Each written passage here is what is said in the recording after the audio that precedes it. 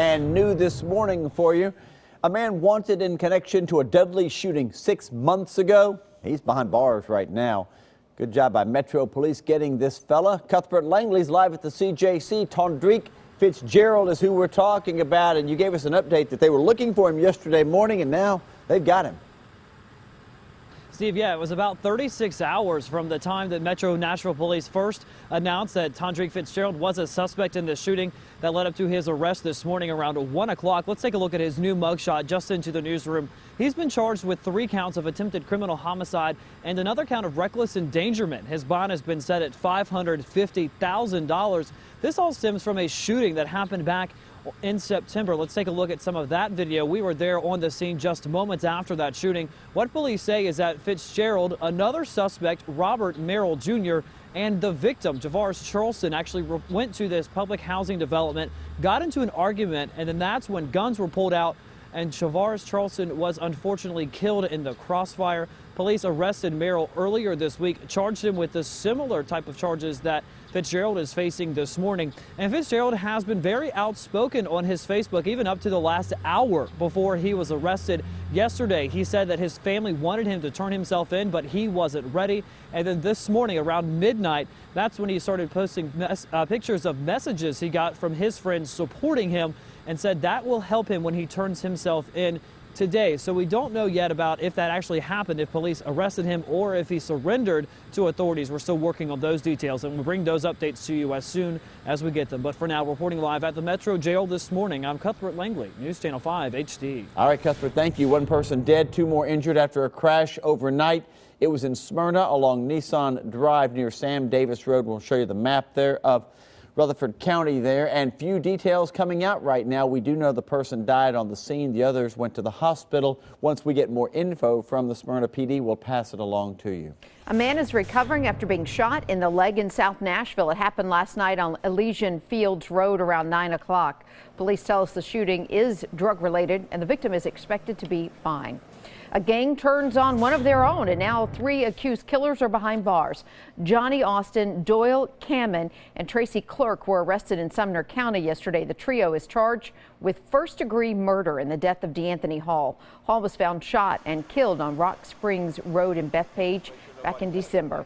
Investigators say all 4 men were members of the gang Disciples.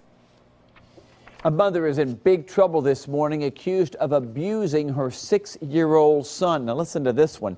Tullahoma PD tell us that Sandra Wagner hit her 6-year-old son in the face and tied him up to show him what jail was like. Apparently, she did this because the 6-year-old boy gave his 3-year-old sister a kiss. Ethan Payne was also arrested for abusing the young boy. Both are now facing child abuse and drug charges.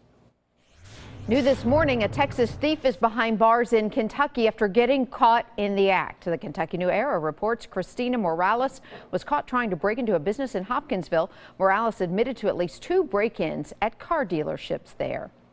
The owner of several cell phone stores in Nashville is now under investigation for selling bogus goods. The owner, George Hanna of Mount Juliet, has not been charged. However, Metro PD raided 4 of his places yesterday, taking OtterBox cases and iPhone covers. They say they were all fakes. Authorities say undercover detectives were able to buy the counterfeit products at all 4 of the locations. Not much is left of a church this morning after a massive fire. The St. Mary and St. James Catholic Church in Todd County, Kentucky went up in flames yesterday. These are pictures from the Kentucky New Era, and we appreciate them letting us use them. A church employee spotted those flames after hearing a popping sound. Several items were rescued before the fire destroyed the church. Fortunately, no one was hurt, and a cause of the fire has not been released. And happening this morning, crews are getting ready to repair that massive water main break on McGavick Pike. News Channel 5's Matthew Torres live in Donaldson. Matthew, we know they're getting ready to get started. I saw something you had tweeted out of a picture of that area where it was broken. Have they gotten started yet?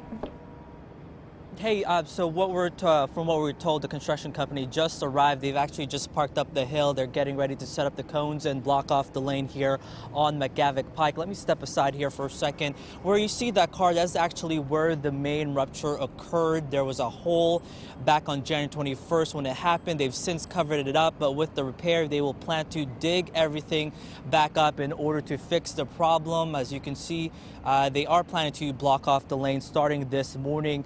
From what we're told, this will take about 2 weeks to complete. Now, the repair will not affect water service to the customers, which is pretty good news comparing to what happened back late January. Now, let's take a look at the video when this happened. We were first on the scene when this 5-foot main burst. As you can tell from the video, thousands of gallons of water poured out into the roads. Again, crews will be out here this morning in order to replace two 16-foot sections of the pike. With that being said, traffic will be affected. So again, the right-hand lane from McGavick Pike onto Elm Hill Pike will be closed, as well as this entrance to the MAPCO gas station. So we'll hear more from Dave about that. In the meantime, we'll be out here for the next hour or so to check up on how things will look with this repair. For now,